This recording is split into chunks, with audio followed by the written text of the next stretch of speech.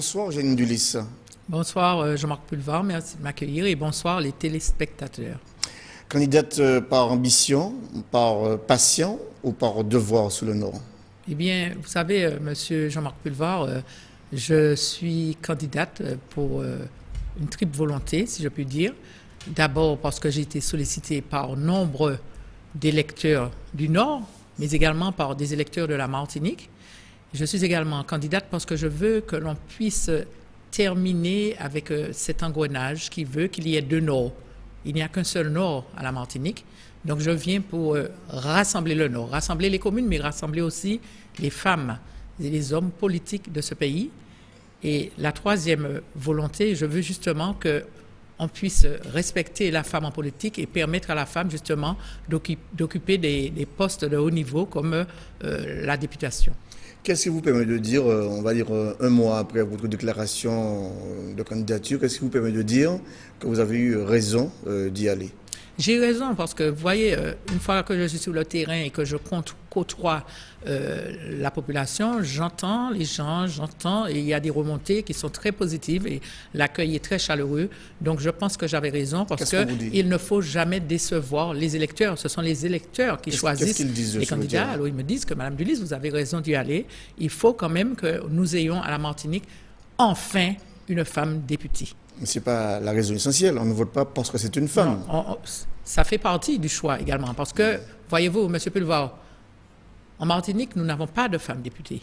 Aucune femme députée, aucune femme parlementaire, ni sénateur, ni député. Une seule femme maire, 5 femmes qui siègent au Conseil général, une seule femme présidente du Conseil général. Et puis nous avons 12 femmes qui siègent à la région parce qu'il y a eu la loi sur la parité. Donc c'est important qu'aujourd'hui, l'électeur martiniquais puisse donner son avis en votant pour une femme, pour montrer que la femme a un rôle à jouer, elle a une place à occuper en Martinique en tant que politique.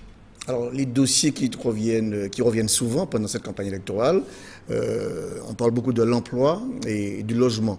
Alors, quelles sont les pistes que vous pouvez mettre en place pour favoriser l'emploi? C'est vrai que l'emploi et le logement reviennent partout. Ce sont des points que tous les candidats ont proposés dans leur projet de mandature.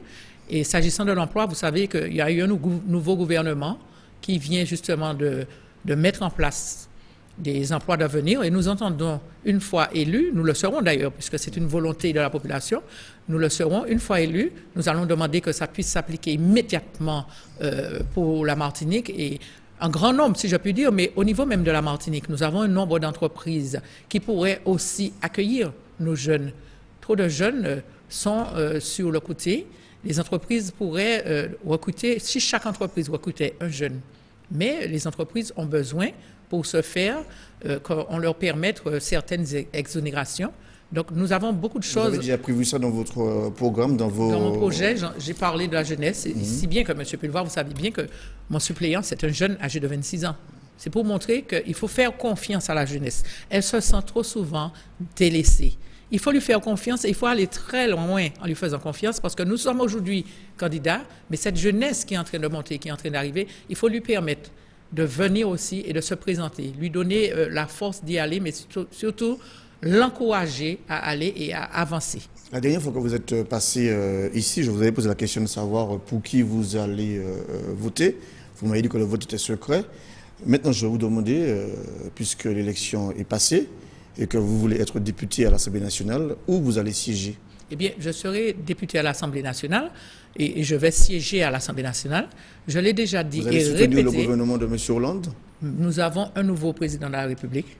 Il nous faut travailler avec ce président de la République.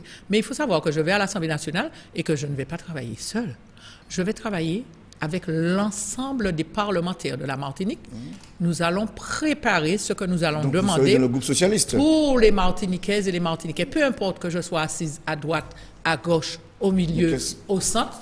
L'essentiel pour les électeurs, c'est de savoir comment nous allons travailler parce que je répète que les électeurs et électrices de la Martinique en ont marre de voir leurs élus divisés. Je viens pour le rassemblement du Nord, mais aussi pour le rassemblement de la Martinique. Vous n'avez pas rassemblé, puisque vous êtes 3 de Martinique Nouvelle, vous n'avez pas rassemblé. Vous savez, nous sommes en démocratie, M. Pulvar. En démocratie, tout le monde, nous sommes l'alliance Ensemble pour une Martinique nouvelle n'est pas un parti politique.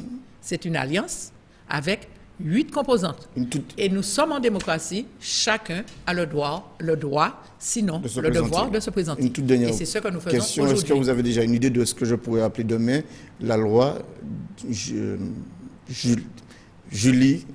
d'Ulysse Petit? Il y aura certainement une loi génie d'Ulysse, puisque vous me le proposez déjà. Mais je vous dis et je vous répète que je vais la travailler de concert. Je travaillerai de concert avec les autres parlementaires, avec aussi les autres élus de la Martinique, mais aussi avec la population, parce que c'est la population qui choisit ses élus. Merci. Je vous remercie, M. Pevard, et à très bientôt. Merci. Bonsoir les électeurs.